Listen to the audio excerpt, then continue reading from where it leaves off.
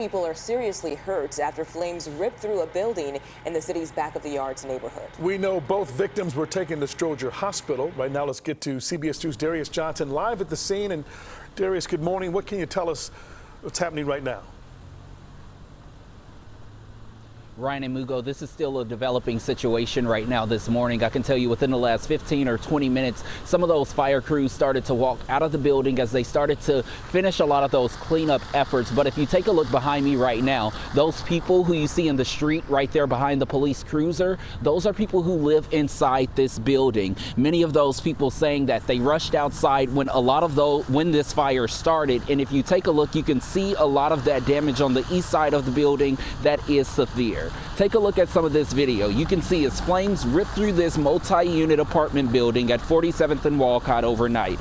Just before 1:30 this morning, Chicago Fire and Chicago Police say they responded to this building, and when they arrived, there was heavy smoke pouring through the front door and the windows.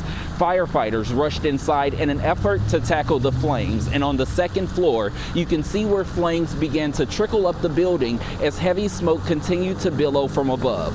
This was an intense firefight with dozens on the scene in an effort to contain that blaze. I want you to hear from one resident who tells me he woke up to some commotion and smoke, and that's when he knew he had to escape the building.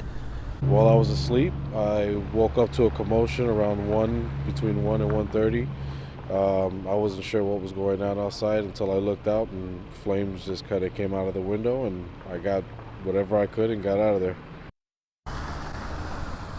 Once again, Chicago Fire says a 47-year-old woman suffered from burn injuries and was transported to Stroger Hospital in critical condition. A 14-year-old boy also had some minor burns. He too was taken to Stroger. He is actually expected to be okay. I know within the last 30 minutes or so, I told you all that 47th Street was closed between Damon and Wood. That is now open at this time. I can tell you there is a board-up crew that's nearby ready to board up this building. However, a lot of the residents, especially those who you just heard from, they're all waiting to see if they're going to be able to get inside to retrieve any of their items before they fully try to board up this building. In the meantime, fire officials are going to try to figure out the cause of this fire. That's the latest in the back of the yards neighborhood this morning. Ryan and Mugo, back to you.